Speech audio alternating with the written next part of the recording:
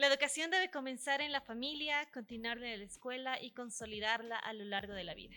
Queremos darles la bienvenida a nuestro nuevo podcast, acá en el canal de los políticamente incorrectos. Muy felices de iniciar este nuevo año, este 2024, con un tema que realmente nos ha llamado bastante la atención y que ha sido bastante controversial en la gestión 2023. Mi nombre es Andrea Suxo y estoy muy contenta de poder compartir con ustedes nuevamente. Adrián, bienvenido. ¿Cómo estás, Andrea? Muchísimas gracias. Gracias nuevamente a cada uno de ustedes que nos ponen a través de su pantalla, los políticamente incorrectos. Mi nombre es Adrián Montero y el día de hoy hemos preparado un tema realmente muy interesante, muy importante para ustedes. Así que quiero ya ir entrando un poquito en la presentación de quién es nuestra invitada especial.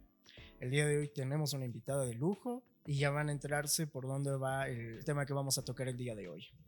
Quiero presentar a Lina Frida Bustillos Gómez, maestra normalista, licenciada en pedagogía con especialidad en educación de personas jóvenes y adultos.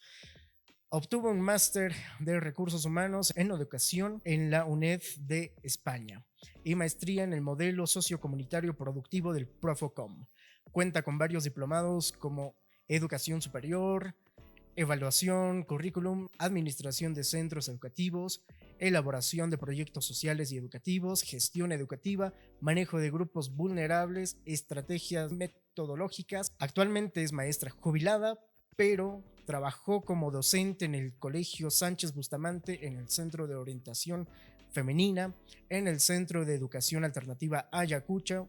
Fue directora institucionalizada en el Centro de Educación Alternativa San Antonio y del Centro de Educación Alternativa Nuestra Señora de la Paz. También incursionó en la docencia universitaria. Participó como expositora, facilitadora y organizadora de eventos sobre educación alternativa y fue asesora pedagógica del programa Retadores. Bienvenida, maestra, profesora, docente, un amplio currículum. Bienvenida, Aline. Bueno, muchas gracias por haberme invitado a este programa de los políticamente incorrectos. Yo realmente feliz de hablar de un tema que es apasionante, de un tema al que yo me he dedicado la mayor parte de mi vida, son 38 años de ejercicio docente, así que bueno. Nosotros estamos muy contentos de tenerla acá, tenemos una invitada de lujo y estamos iniciando esta gestión con un tema que nos gusta, siempre lo habíamos abordado y qué mejor empezarlo con la licenciada Lina Bustillos. Y ya un poquito para poder ingresar a aquello que queremos abordar durante esta sesión es el sistema educativo, ¿no? ¿Cómo se encuentra nuestro sistema educativo? Y esto basándonos en todas aquellas en todo aquello que ha pasado durante la gestión 2023, que para la educación ha sido realmente un inicio y una finalización bastante ajetreada, podríamos decir, con bastante conflicto, debido a que se inicia la gestión escolar ya con movilización de los profesores, con cambios en los contenidos de la currícula, y finalizamos a la vez la gestión escolar con igual problemas en diferentes departamentos de Bolivia, por el tema de los estudiantes retenidos. También hemos tenido problemas con los textos y los contenidos que tenían los documentos para implementar en la educación de los niños. Entonces, ya iniciando ahora, que ya no falta mucho para iniciar otra vez la gestión escolar, es que nosotros, como los políticamente incorrectos, vimos la necesidad de abordar este tema. Y queremos preguntarle y aprovechar acá su presencia, licenciada, de cuál es en realidad el objetivo que tiene la educación de forma general para la sociedad. El objetivo de la educación es la transformación social, ¿ya? La transformación social de quién? Del individuo, obviamente. Tomando en cuenta su formación integral, eso significa que tendría que haber una transformación de sus conocimientos, la adquisición de sus conocimientos, su transformación íntegra, moral, bueno, en todos los aspectos, ¿no? No solamente la educación sirve para que haya un desarrollo económico. Es una transformación totalmente integral del individuo. Claro, ya que este es importante para el desarrollo de cualquier estado, desde la identidad, desde la cultura, desde la generación de conocimientos, ¿no? Claro, la educación tendría que llevarnos a eso. Ujú. Ya, ese sería un concepto muy, muy general. Ahora, cuando el objetivo de la educación pierde su horizonte cuando entra la parte política, ¿ya? Y cuando cualquier tipo de Estado o de gobierno utiliza la educación como una forma de perpetuarse del poder. Explico, ¿no? Cualquier tipo de gobierno, cualquier tipo de educación va a responder al tipo de gobierno que está en función, ¿ya? La forma de perpetuarse es de que aquellos jóvenes adolescentes que están en la etapa de adquirir conocimientos vayan siendo manipulados, vayan siendo adoctrinados en el tipo de gobierno que esté en funcionamiento. ¿Para qué? Para que cuando estos jóvenes lleguen a la época de votaciones, por ejemplo, estén tan adoctrinados que sin la mayor reflexión o el análisis vayan y digan, esto es lo que nosotros queremos, ¿no? Muy en el fondo a eso lleva la educación, cuando la educación se responde a un tipo de gobierno. Bien. Dentro de la historia que Bolivia ha tenido en el sistema educativo, bueno, hemos tenido varias etapas, ¿no? El Código de la Educación, la reforma educativa y actualmente estamos con la ley Avelino Ciñani. ¿Cuáles han sido los cambios en este proceso? ¿Estamos ahora mejor? ¿Ha habido un mejor modelo anterior? ¿No ha existido un mejor modelo? ¿Cómo podríamos evaluar a la Avelino Ciñani en este momento? Eh, a ver, la Avelino Ciñani ha sido promulgada en el 2011. Nosotros, los docentes, sabíamos que no se podía hacer una evaluación en ese momento. Era más bien hacer una evaluación 15 o 14 años después. ¿Por qué? Porque en ese momento iban a salir el producto de la formación de esa época, ¿no? Bueno, ahora la Avelino Ciñani nos está demostrando muchísimas falencias en todo aspecto, ¿ya? Y no lo digo yo, ¿no? Lo dicen los medios de comunicación, lo dicen justamente los problemas que el año pasado hemos tenido cuando vemos muchos jóvenes que no han logrado cumplir sus objetivos de terminar, por ejemplo, el ciclo secundario, pero que de pronto los vemos haciendo huelgas, eh, eh, tomando represalias contra el gobierno, porque lo que quieren ellos es una nota de aprobación, ¿no? Algo que es inaudito, ¿no es cierto? Es algo inaudito. Entonces, aquí nosotros decimos, ¿qué es lo que está pasando? ¿Qué es lo que está sucediendo? ¿Qué es lo que está fallando? Este grupo de jóvenes es producto de 12 años de estudio en el colegio, ¿ya? ¿Qué es lo que está influenciando para que estos jóvenes no lleguen a cumplir sus objetivos? Porque todos hemos salido bachilleres, ¿no? Creo que la ilusión más grande es mi último año, tengo que salir bachiller. Pero ¿será correcto salir con el mínimo esfuerzo? ¿No? ¿Será posible de que un joven y los padres de familia entren a una huelga de hambre indicando de que le falta un punto o le faltan 2 puntitos para aprobar? Claro, y aprovechando ese comentario que usted hace, licenciada, me venía a la cabeza y creo que vamos por esa línea, recordando a los estudiantes de Tarija, de Trinidad, sobre todo el Colegio de La Salle. ¿Quién no ha escuchado el caso de La Salle, del Colegio de La Salle? Y aquí yo quería implementar una pregunta anexada a esto. La pregunta era, ¿cuál es el rol exactamente de la familia entonces en virtud de la educación del hijo? Porque vemos, como usted decía, padres que han empezado a hacer huelga porque a su hijo o hija le faltaba un puntito, 2 puntitos para poder aprobar y que no sé, incluso hasta una legisladora, una asambleísta, si no me equivoco, fue al colegio como que representar a los alumnos que, como usted dice, hicieron el mínimo esfuerzo para poder pasar de curso y estaban incluso por una autoridad siendo representados.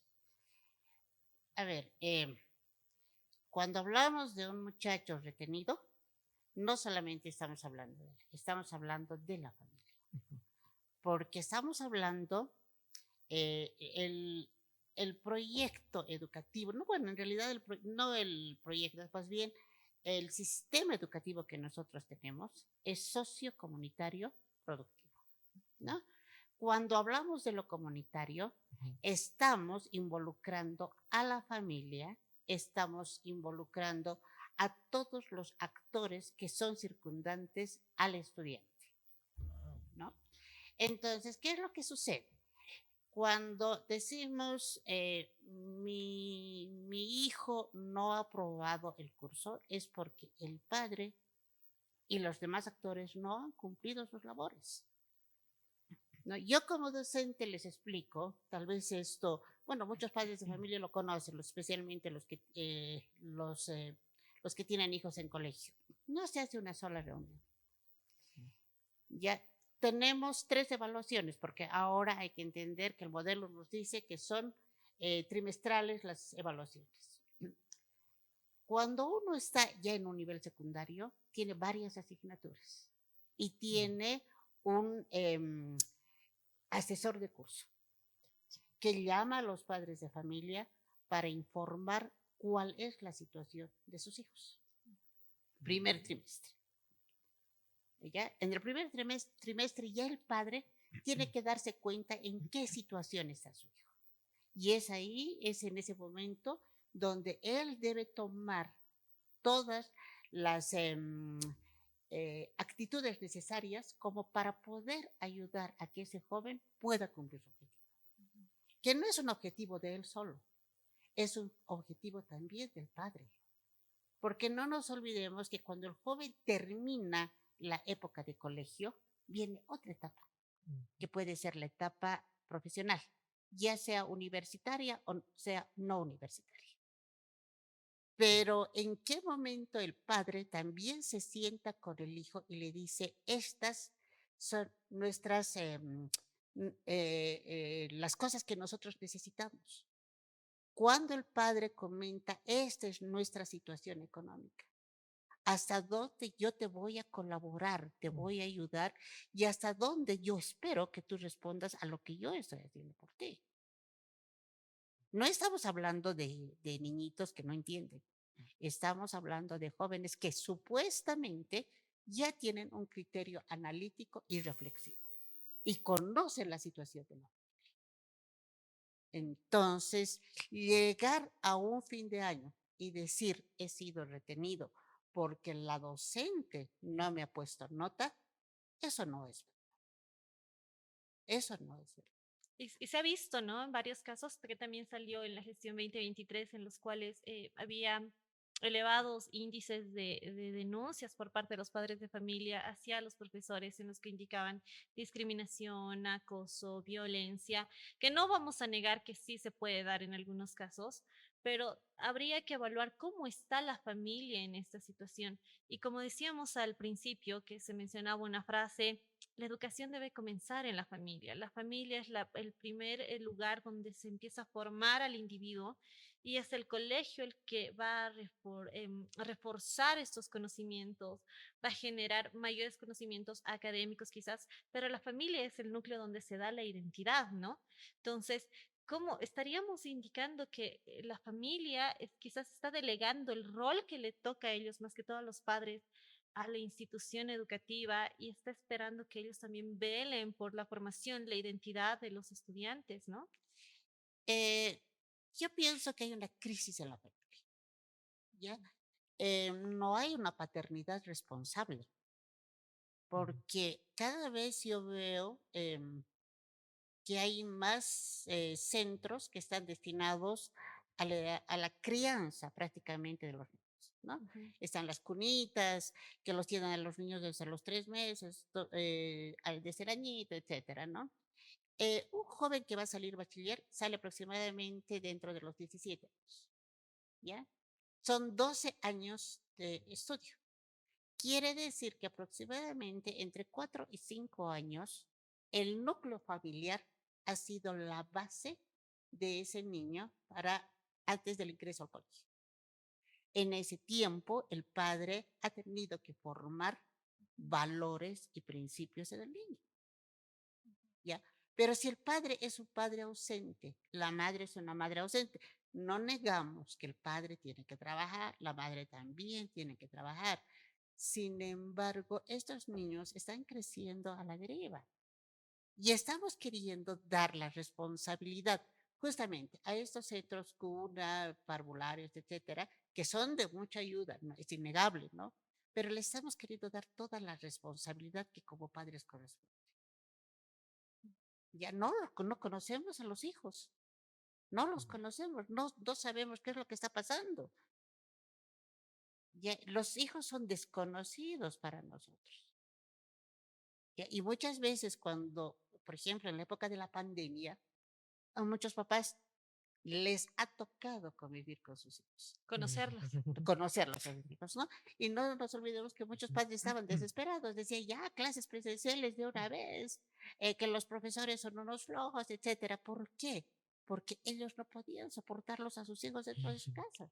Y hemos visto el incremento de índices de violencia intrafamiliar, temas de, bueno, sí, que han generado otros tipos de trastornos psicológicos en los niños y en cada integrante de la familia, porque se han dado cuenta que no podían convivir entre ellos, ¿no? Claro, y esto nos ha demostrado la pandemia, ¿no? Esto nos ha demostrado. Y tenemos, creo, en el proceso educativo, tenemos un antes de la pandemia, durante la pandemia y tenemos ahora un post pandemia, Ujú. ¿ya? Me hacía recuerdo, hablando de los estudiantes de Trinidad, porque fue un caso muy, muy mediático, empezaron a, había una, yo no me acuerdo si era una abogada o era mamá, pero Ahora, que hacía de abogada, y, y básicamente entre esas mamás decían, y también conjuntamente a la concejal, conjuntamente decían, pero aquí es donde pasan mayor tiempo. Aquí incluso pagamos, o sea, haciendo alusión que porque se paga, deberían considerar de aprobarles. Porque, y haciendo esa distinción tanto de fiscal y de particular, de que porque es particular y aquí se paga, entonces tienen que estar a disposición de los caprichos de la familia, de la papá, del papá, de la mamá, del estudiante, para poder aprobar, si es que aún así han vagueado todo el año. Eh, y lo que me llamaba la atención era de que aquí pasan la mayor parte del tiempo, haciendo alusión de que ellos mismos reconocen de que no pasan tiempo con sus hijos, no pasan tiempo en familia y por ende la familia ha dejado de tener un rol significativo dentro de la educación. Anteriormente igual lo hablábamos, era de sociológicamente la familia es la primera institución socializadora, educadora.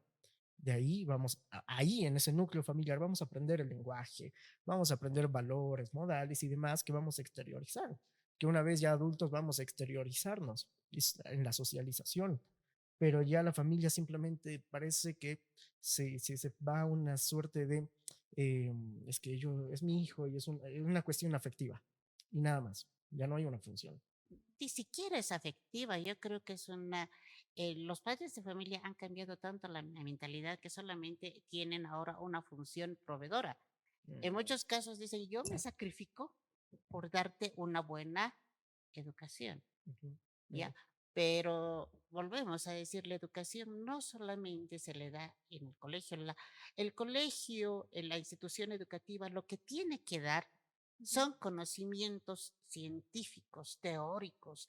Tienen que aprender, tienen que enseñarles a los jóvenes a analizar, a reflexionar, a tomar decisiones y asumir las consecuencias de sus actos. Eso es lo que hace la institución educativa. ¿Qué hace el padre? El padre tiene que coadyuvar con la unidad educativa, tiene que coadyuvar con los profesores en la responsabilidad, el interés, tiene que coadyuvar con la toma de decisiones también de sus Ujú. hijos, hacerlos responsables de lo que están haciendo. El padre de familia, y esto es alarmante, ¿no? Y es algo que a mí realmente me llama la atención. El padre de familia piensa de que porque paga en una institución, los dos casos que han venido, creo que uno de ellos era de colegio fiscal y el otro era de colegio particular, Sí, el no de me ubico Tarija bien. era de un colegio fiscal. Ah, Ya, entiendo. cuando hablamos de colegios particulares, por ejemplo, miren, conozco muchos casos donde los padres de familia inscriben al hijo en el colegio particular y como el Ministerio de Educación dice, no hay pues retención de la libreta, ¿ya? Por falta de pago de Ujú, pensiones, no hay retención de la libreta. ujú, El padre de familia decididamente lo inscribe y al final de año solamente va a recoger la libreta. Se ha perdido durante todita la gestión. ¿Por qué? Porque sabe que debe. Sabe que claro, debe, ¿no? tiene Sabe que sentido. el padre no está cumpliendo con sus obligaciones. Mm, Recibe la libreta, va a otro colegio particular, lo vuelve a inscribir, es la misma hermenéutica.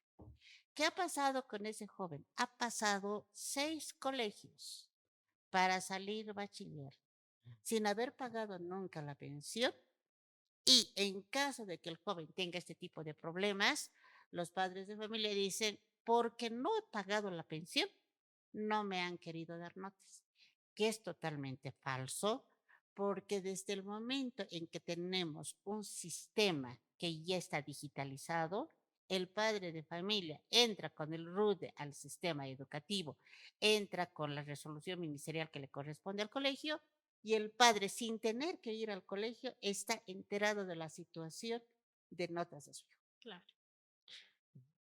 Y aprovechando la pregunta, y me venía a la mente, ahora creo que primaria, si se sigue manteniendo de esa manera, no reprueban.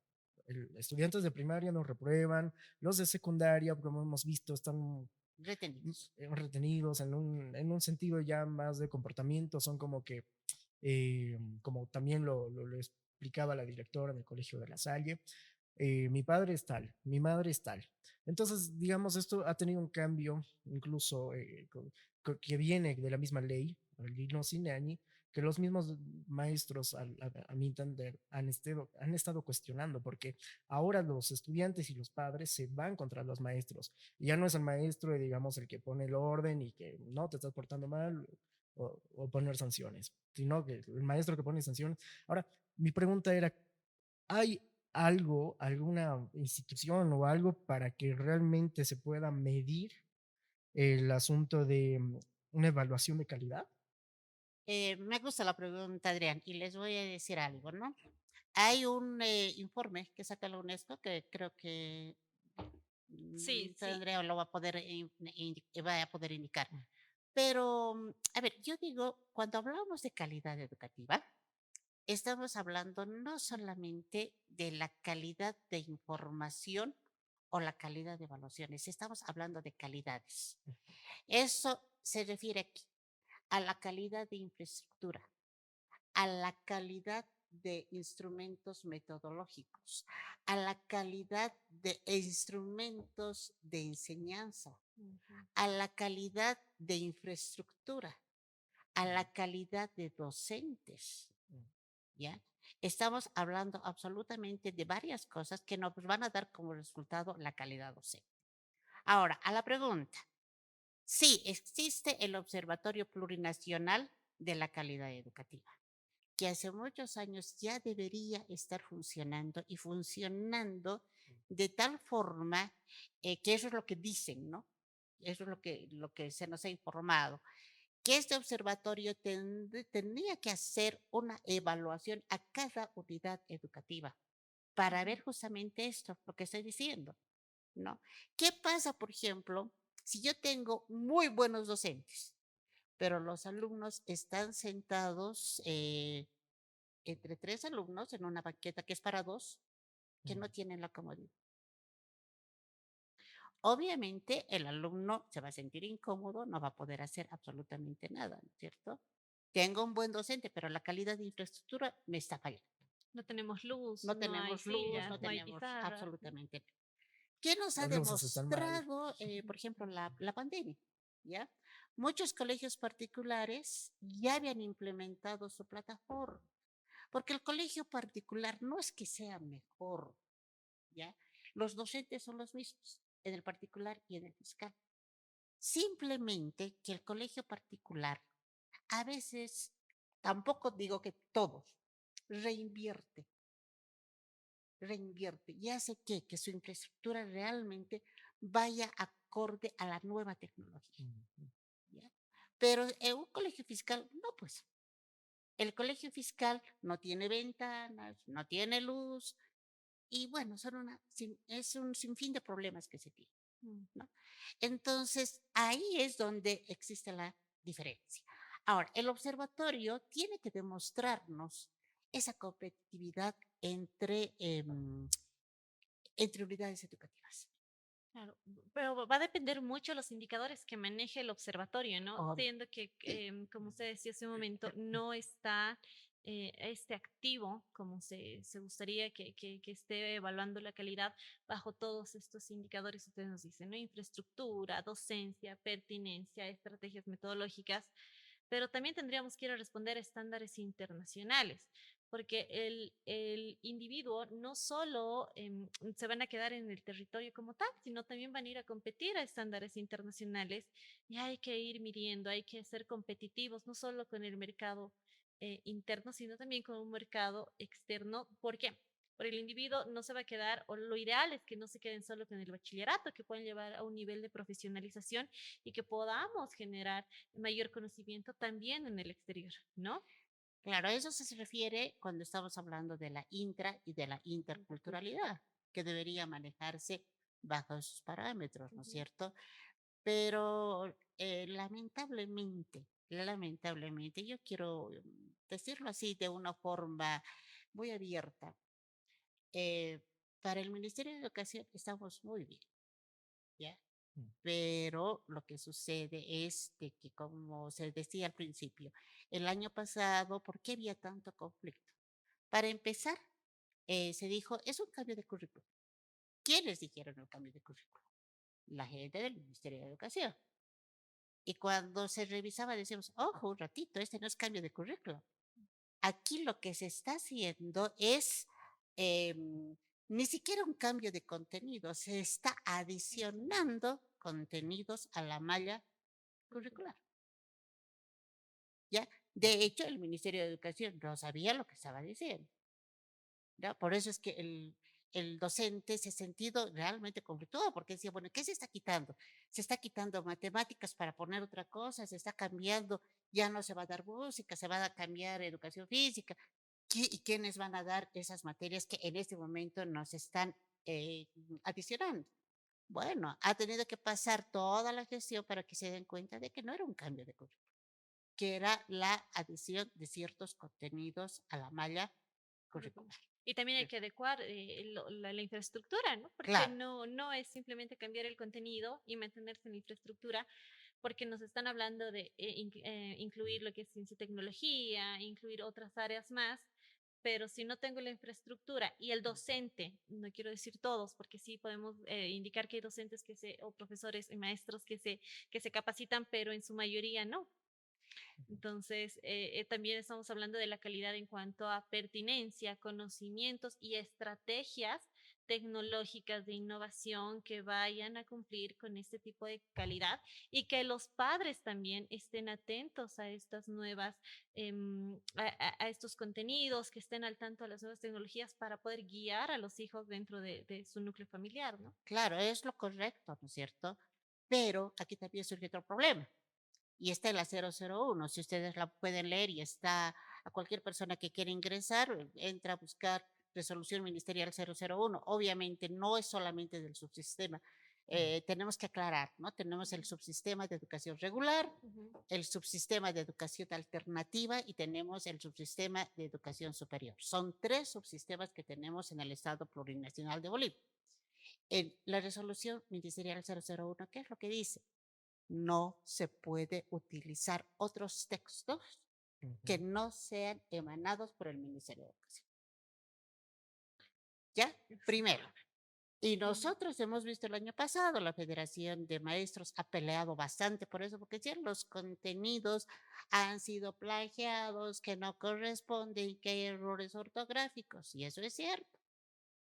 Entonces, ¿quiénes han elaborado esos textos que nuestros niños van a utilizar? Bueno, pertinencia. No hay, no existe la pertinencia. También ocurre lo propio con los docentes. Los docentes, nosotros nos movemos por compulsas. Cuando un docente quiere optar por un cargo, tiene que ir a una compulsa. Pero, ¿qué es lo que dice la resolución 01? No van a ser válidos ningún certificado que no sea emanado por el Ministerio de Educación. Pero aquí viene la contradicción. El Ministerio de Educación está dando resoluciones ministeriales a montones de institutos, universidades, centros tecnológicos, con todas las carreras que sean posibles. Pero ¿de qué sirve si llegado el momento eso no sirve para currículum?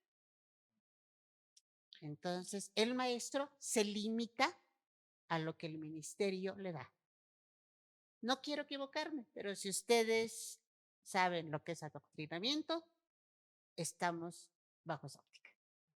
Tanto el maestro como el joven están siendo adoctrinados. ¿Para qué? Lo que decíamos, para perpetuidad de un gobierno que nos dice somos democráticos. Es lo que se mantiene cuando hablamos de sistema, ¿no? El sistema siempre tiende a perpetuarse o quedarse sin intacto.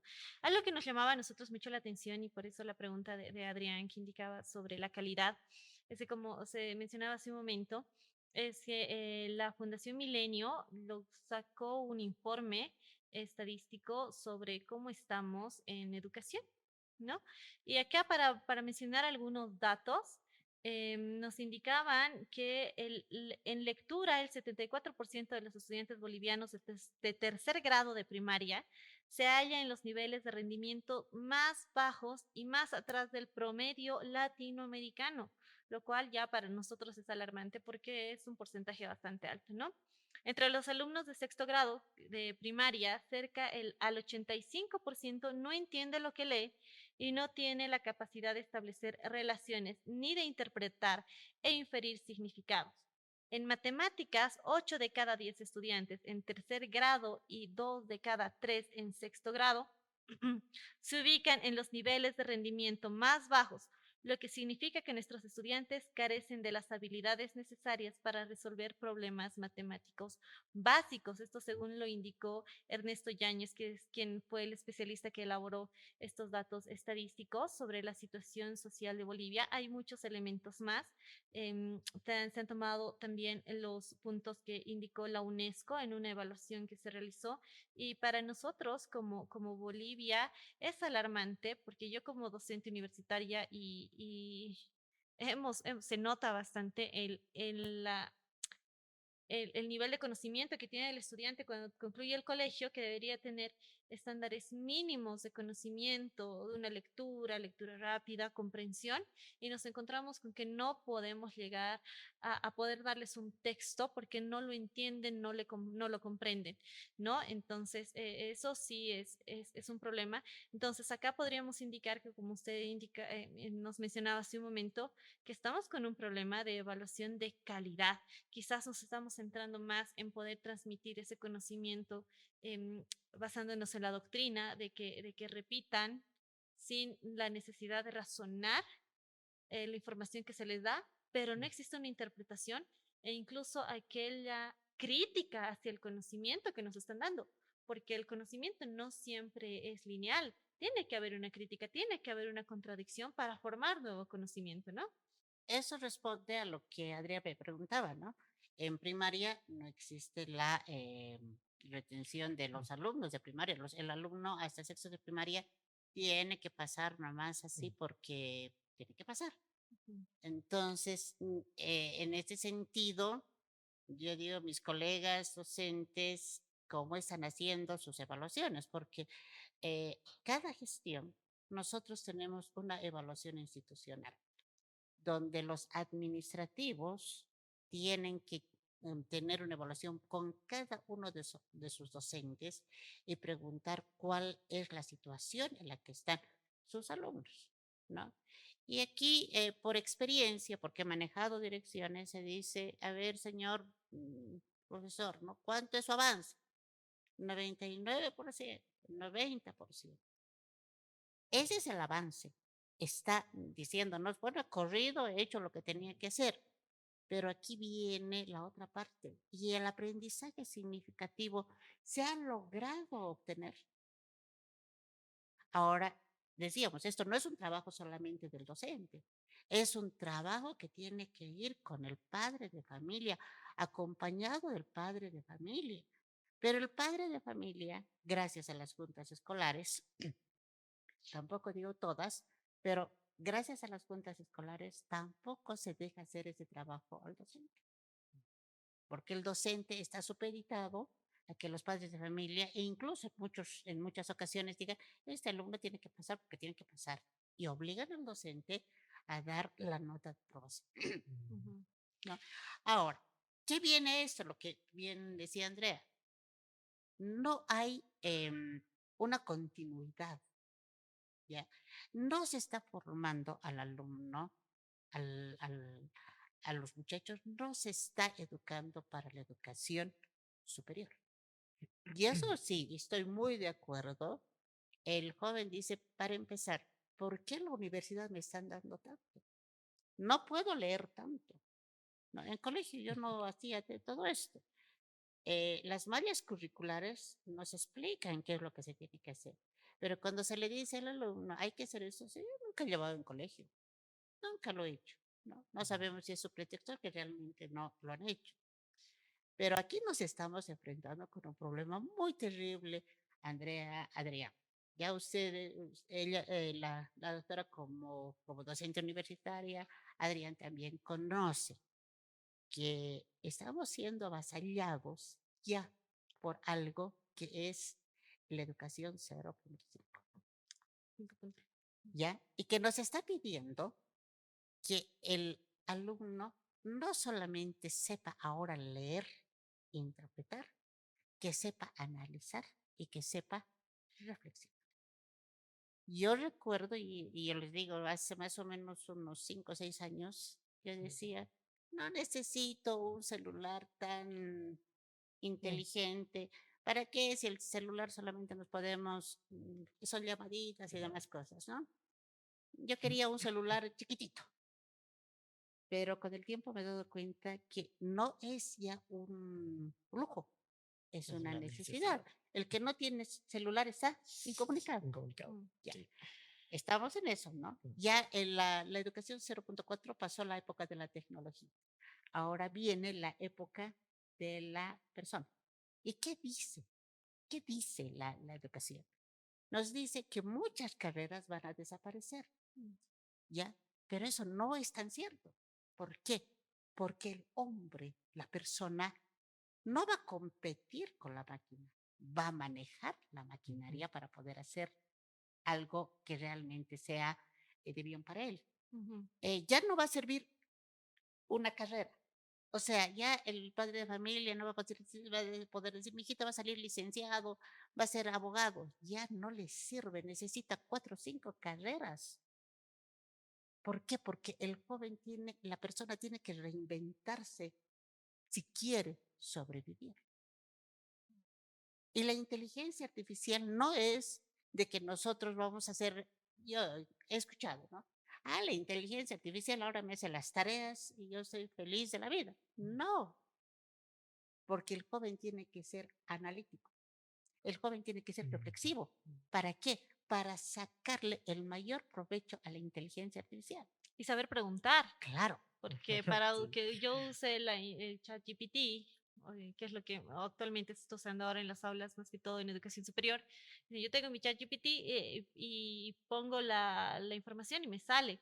Y otros me dicen, no, es que no me sale a mí, no sé cómo doctora. Es que no sabemos preguntar. ¿Por qué no sé preguntar? Porque tampoco sé qué es lo que quiero, qué información quiero obtener y no sé hacia dónde quiero ir. Por eso a veces había durante un tiempo con algunos colegas con los que conversábamos, decían, es que no, la inteligencia artificial nos va a desplazar, que el ser humano ya no va a servir, es que la máquina te necesita a ti para que tú lo manejes, pero también cuál va a ser tu nivel de conocimiento para que puedas manejar la máquina. No cualquiera lo va a hacer, que eso ha pasado durante todas las revoluciones en las que hemos ido eh, pasando como seres humanos, ¿no? Y de que ahora hay nuevas tecnologías que nos están haciendo más competitivos, ya no en nuestro contexto, sino en un contexto mucho más amplio, pero vamos a ver si podemos o no podemos entrar a ese mercado, porque nos podemos quedar rezagados como Estado, ¿no? No solamente como Estado, tendemos a desaparecer. ¿Por qué? Porque la persona que no sea competitiva no va a poder sobrevivir. ¿Ya? Y a eso yo me voy y también a lo que estábamos hablando de la calidad educativa. Ahora, la calidad va a tener que ser solamente aulas con 4 paredes, una puertita y su ventanita. Ya no. De hecho, ya no se está necesitando tanta aula, ¿no? Porque Ujú. el estudiante, las personas, a Adrián le pasa, me pasa a Noelia que no está acá ahora, y usted también, que yo quiero aprender algo y ya no necesito ir a un instituto. ¿Sí? Ingreso al YouTube y puedo tranquilamente ir gestionando mis conocimientos, ¿no? Puedo ir revisando, pasar un curso de inglés, pasar un curso de cualquier otro idioma, aprender, incluso hay canales que me dan carreras completas que obviamente no es a nivel de una carrera universitaria, pero el conocimiento básico lo puede ir adquiriendo. Ya en ese sentido es más autodidacta, como decíamos, ¿no? Es más del individuo, de cómo yo puedo ir aprendiendo, pero eso necesita que yo tenga habilidades para que pueda ingresar a ese mundo tecnológico, a ese mundo de redes, a ver también cómo puedo administrar mis redes sociales para que yo pueda ir adquiriendo conocimientos. Pero creo que es un arma de doble filo, ¿no? Claro, y es también una llamada de atención para mis colegas, para los docentes, ¿no? Ya hay muchas cosas que van a ser obsoletas. Y bueno, por ejemplo, en la época tecnológica que hablábamos, para muchos docentes era imposible poder llegar al alumno porque el alumno corría. El que quería, ¿no es cierto? El que quería. Bueno, Y cuando a veces hacían una pregunta al docente y el docente no podía contestar, ¿por qué? Porque también el docente se ha ido quedando.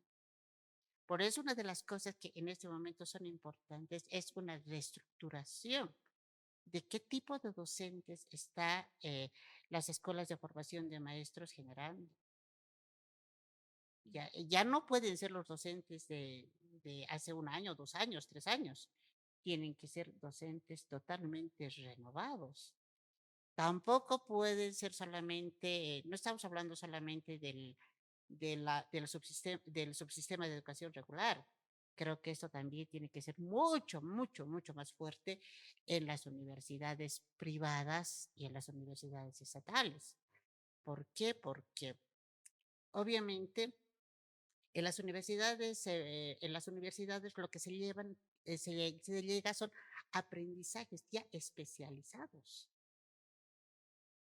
¿no es cierto? Entonces, el docente tiene que correr, ya no se puede quedar, ya no nos podemos quedar.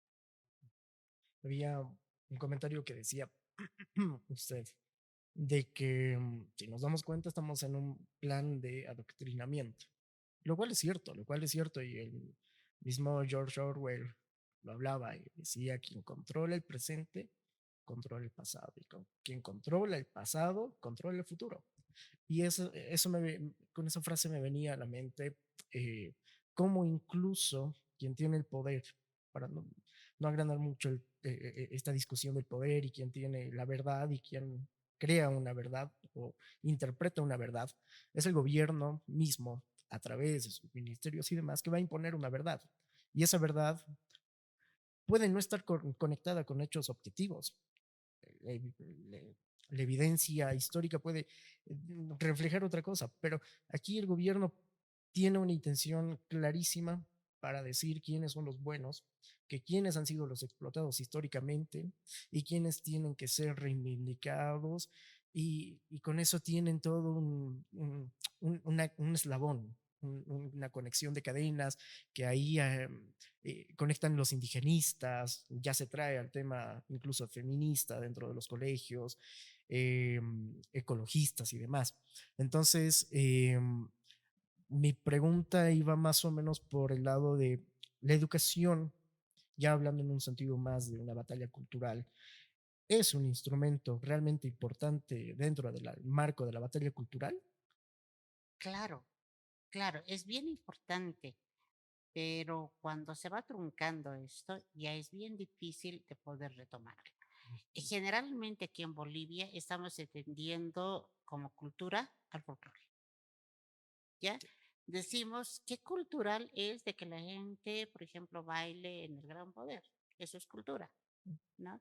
Qué interesante el, em, la entrada de Oruro, ¿ya?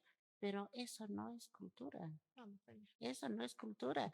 Yo me he quedado muy asombrada, por ejemplo, cuando en los textos de historia se decía que solamente se van a trabajar de, eh, con 5 presidentes, ¿no? De Sí, historia, exacto. 5 presidentes. Eso es quitarle la memoria a un Ujú, pueblo y exacto. eso es romper con la cultura del pueblo. ¿Por qué? Porque nosotros tenemos que saber qué es lo que ha pasado con nosotros, ¿no? ¿Qué es lo que ha sucedido con nosotros? Hay mucha gente, podrían que dice, yo soy descendiente de la cultura inca. Mm. ¿Y qué es? Aymarista. O Y el ya, vicepresidente, ¿cómo? como decía, yo Claro. soy el último inca. Ya, pero ¿qué es usted? Aymara. Señores, la cultura inca no ha sido aymara, ha sido quechua. Ah, ¿No? Pero eso se lo lleva como un estandarte. ¿Y eso es por qué? Porque no conocemos realmente nuestras raíces. Mm. Hay un texto muy lindo que tal vez las personas que quieran leerlo se llama La memoria del silencio y habla acerca de la Segunda Guerra Mundial y del Holocausto. Y dicen, en este momento, esa transmisión de los hechos hacia los nuevos jóvenes se ha perdido. Ya nadie sabe lo que ha pasado en la Segunda Guerra Mundial. Ya nadie mm, habla de la Segunda Guerra Mundial. Y sabemos que en este momento en países del Oriente se están llevando a cabo cosas similares o peores a lo que ocurrió en la Segunda Guerra.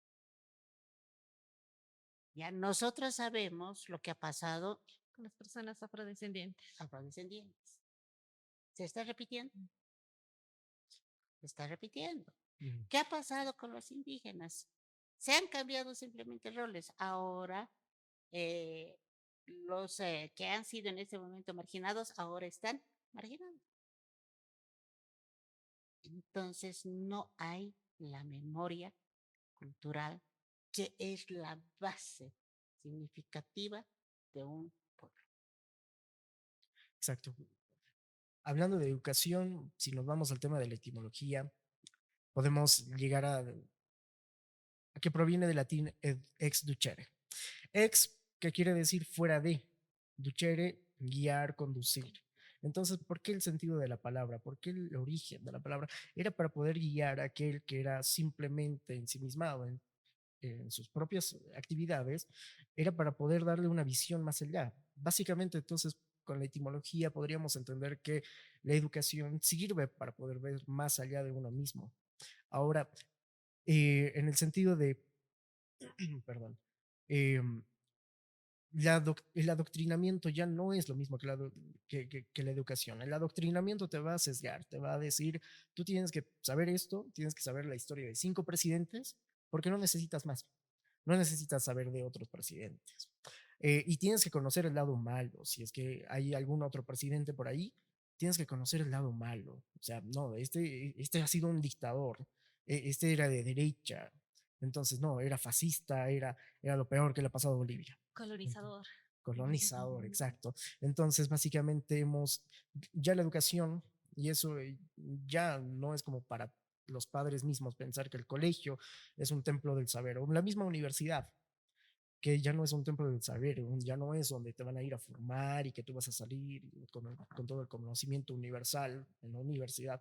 No, ya no, si no vas a salir, basado en un dogma, con pensamientos que te han inculcado en tu pobre cabecita y como no estás educándote porque no estás yendo más allá de ti mismo, entonces por ende te has quedado, y me gusta la definición, como un idiota. Básicamente idiota, te has quedado con lo que hay a tu alrededor y eso es todo para ti. Entonces, esa parte, esa reflexión me parece interesante manejar. Ya no hay una educación como tal. Ahora es mucho más accesible para el estudiante poder formarse, poder acceder a la información, talleres, cursos y demás. Pero la mayoría prefiere quedarse con lo que, bueno, le van a decir los profesores o los docentes de la universidad. Y ya no hay ese ánimo de querer saber más. Y también entra la cultura de la banalidad. Ujú. ¿No? Y la música, qué tipo de música, que eso también está formándome como ser humano, como individuo, mi cultura, pero música con letras que no me aportan, películas, las redes sociales que me generan satisfacción inmediata, que no me están ayudando a crecer ni a aportar, pero sí me están bloqueando. Y a eso tenemos el sistema, que el sistema tampoco me deja ir más allá porque no me enseña a reflexionar, no me enseña a ser una persona crítica, no me enseña a ser una persona que razona y como muy bien lo decía con el término quizás idiota, que es centrarse en uno mismo, ¿no? Estar sumergido en lo que uno mismo cree e incluso manejar esos pequeños conocimientos banales como verdad. Y eso es lo más triste, ¿no? Incluso lo bonito, ay, perdón, solamente para acotar un poco porque me venía, era de la educación antes era eh, asimilada como algo mucho más enriquecedor. Ahora la educación básicamente es como que, bueno, y es el siglo XXI, es de que, bueno, la educación es como para que puedas tener un diplomado más, puedas tener un amplio currículum y puedas tener acceso a mejores trabajos. En el siglo XVIII ya vamos con el tema de la ilustración, la educación era poder emanciparse incluso, hablando en un aspecto kantiano. Kant era aquel hombre que se ha emancipado, que ya es apto para poder sostenerse a sí mismo, es aquel que se ha formado, es aquel que se ha dedicado a leer a las enciclopedias, el arte refinado, la buena música y demás. Entonces el sentido de la educación era mucho más enriquecedor que lo que se da ahora, ¿no? Por ejemplo, ¿por qué traigo esto? Porque ahora es más como que, ¿qué te va a servir para la universidad? Es como que tecnología, robótica, y esto que lo otro, matemáticas y computación. No necesitas más. Ah, pero ¿y filosofía? Historia, ya no lo da, o sea, ya no le dan la importancia, Importante. incluso amigos cercanos son de, ¿y para qué me sirve la filosofía? O sea, ¿y para qué hablar de filosofía? ¿Y Para qué para qué leer? lees libros si no te va a servir en la práctica? Exacto, porque todo es exacto, porque todo es, aquí el mundo es pragmático, el mundo es pragmático y a los teóricos se los lleva el río. Sí, pero todavía hay algo mucho más profundo, Adrián, y es pensar de que, ¿por qué el joven no quiere estudiar? ¿Por qué el joven no quiere aprender? Ujú, ¿Ya? Y bueno, pues nosotros tenemos una frase que se dice, hay que aprender así. ¿No? Y de pronto cuando nosotros vemos a nuestras autoridades y uno dice, ¿y usted ha estudiado? ujú, No, porque pasó de curso regalando una llamita, una ovejita. Entonces el joven dice, va a pasar lo mismo. Sí, de Yo hecho. estudio, no, ¿te acuerdas, no? El año pasado había tres jovencitos que se estaban yendo al Chapare. ¿Y por qué te estás yendo al Chapare? Porque he visto en la televisión un TikTok donde había unos muchachos que estaban pisando coca y bueno, van a ganar dinero. ujú, Entonces, fíjense que desde el Estado mismo estamos dando un ejemplo de que la educación no sirve, ujú, ¿no? ujú, Le estamos diciendo la educación para qué. Y nos están demostrando que muchas de nuestras autoridades no han salido ni siquiera bachilleres, ujú, pero sí, están ganando bien. ujú, Entonces, aquí viene también, y creo que hay un estudio también acerca de cuántos profesionales salen anualmente y cuántos pueden acceder a cargos que realmente sean acordes a la profesión que han estudiado. Vemos médicos manejando taxis, vemos a personas que han salido profesionales en muchas ramas que no están en sus áreas. ¿Por qué? Porque el mercado laboral está siendo ocupado por gente que no tiene pertinencia. Y el incentivo Mm, para cualquier profesional es justamente eso, Ujú. ¿no? La pertinencia. ¿Por qué? Porque a veces uno dice, ¿para qué me he quemado las pestañas estudiando si al final de cuentas voy a salir profesional y no hay campo para que yo trabaje? mm, Entonces hay una crisis, ¿no? Hay una crisis. Vemos, por ejemplo, en la Argentina misma, ¿no? Cuando se ve a mucha gente que en ese momento sale y dice, ¿qué ha sido? Yo soy piquetero. ¿Y cuánto ganas? Más que un profesional.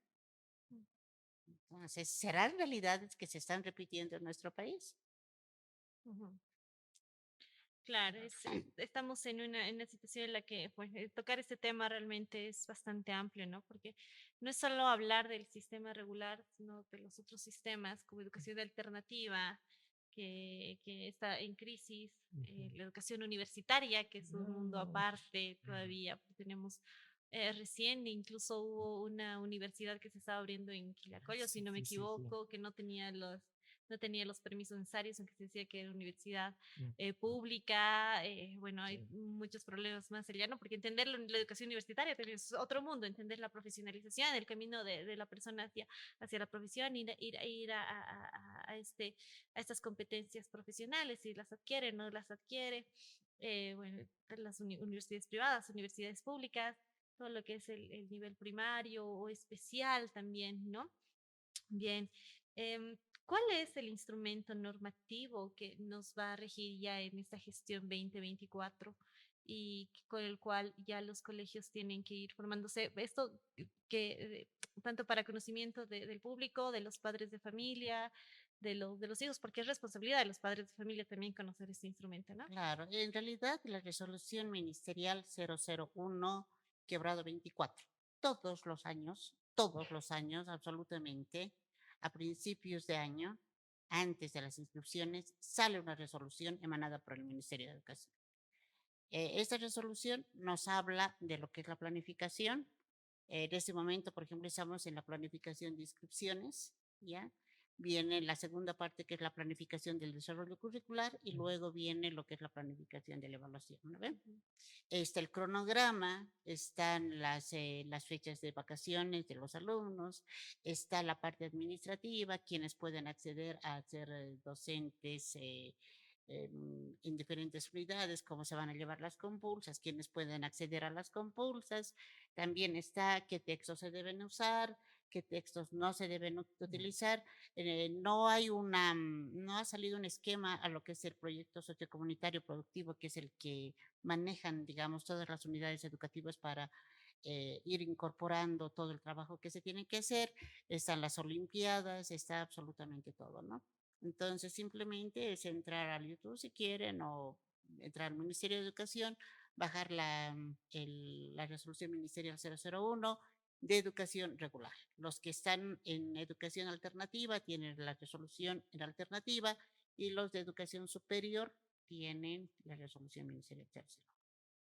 perfecto, muchísimas gracias. Y para ir ya cerrando este episodio de los políticamente incorrectos en el aspecto de la educación, quiero hacerle una preguntita y es, ¿qué sugerencias se podría dar para mejorar una calidad educativa? Lo primero, ¿no? Es de que cada una de las instituciones del Estado que están encargadas de la educación cumplan su función. Ya el Ministerio de Educación dando las directrices de lo que es la gestión educativa, ¿ya?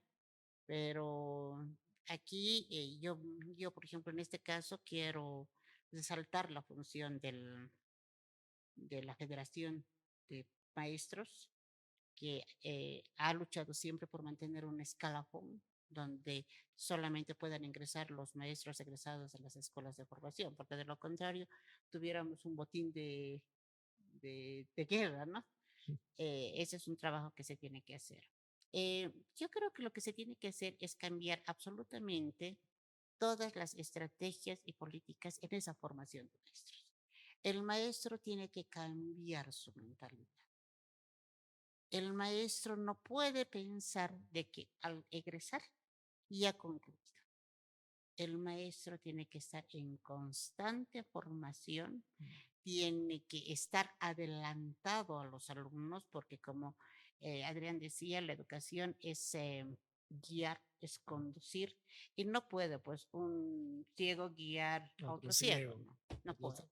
Entonces el docente tiene que cumplir su función, tiene que estar adelante en todos los aspectos. El organismo encargado de la evaluación educativa ya tiene que empezar a trabajar. ¿Para qué? Para que no tengamos informes que realmente sean desalentadores a lo que es la educación. Tiene que haber un control al desarrollo curricular entre los colegios particulares y los colegios fiscales. Tiene que haber. Y al final, antes de, de por ejemplo, tener transversales que son, por ejemplo, la trata de personas o la violencia y demás cosas, los jóvenes tienen que entender que hay obligaciones, hay derechos que hay que cumplir como estudiante. Y que el joven también tiene obligaciones y derechos con los padres de familia. Por la inversión que se tiene, ya sea de un colegio particular o ya sea de un colegio fiscal, ¿no? En el caso, por ejemplo, de las universidades, también tienen que haber, la misma OPSE tiene que trabajar en sacar normativa para quienes van a ser las personas que accedan a tener un cargo de docentes en las universidades, cuáles tienen que ser las características para que así podamos tener buenos profesionales, buenos bachilleres y bueno, como les decía, no ir adelantándolos a lo que se nos viene. Muchísimas gracias, licenciada. Ha sido un gusto poder tenerla acá. El tiempo es corto, el tema es bastante amplio. Nos hubiese gustado poder hablar sobre evaluación, sobre lo que es el ser, el hacer, el conocer, el decidir, que son puntos esenciales dentro de la formación de los niños, de los profesionales, bueno, en todo momento, ¿no? Y ya para ir concluyendo, es importante que la familia sea un ente o sean, se vuelve esa institución que era antes, ¿no? Con esa participación activa en la formación de sus hijos, sabiendo que son los principales transformadores de la sociedad. Como los políticamente incorrectos, siempre ha sido nuestro punto esencial el defender a la familia, el defender las funciones de la familia, el defender que la familia se mantenga como tal, que no sea manchada o viciada por ningún otro tipo de, de conocimiento externo, vano que pueda ir, ¿no? Entonces, para nosotros es muy importante que los padres se tomen su rol necesario dentro de lo que es la formación de sus hijos, conozcan todo lo que ven, todo lo que leen, conozcan qué es lo que se les está dando en los colegios, porque tampoco podemos tener esa libertad ahora con tantos cambios que se está dando en la sociedad, como decía hace un momento Adrián, con los feminismos, ecologismos, ya se ha hablado en algún momento el cambio del lenguaje incluso, ¿no? Entonces tenemos que ser como padres de familia personas activas dentro de la formación de nuestros hijos. Nuevamente agradecerle por su participación, esperamos tenerla en otro episodio de nuestros podcasts donde podamos compartir sobre todos los temas que vamos avanzando. Adrián. Muchísimas gracias por haber asistido a nuestro programa. Y así como los estudiantes también tienen una obligación y derechos, vamos a decirlo así, también los padres de familia tienen un derecho y una obligación para con sus hijos. Y en esto yo podría llegar a enfatizar en que los padres tendrían que leer justamente la resolución ministerial 00 quebrado 2024, 001 quebrado Sí. 2024.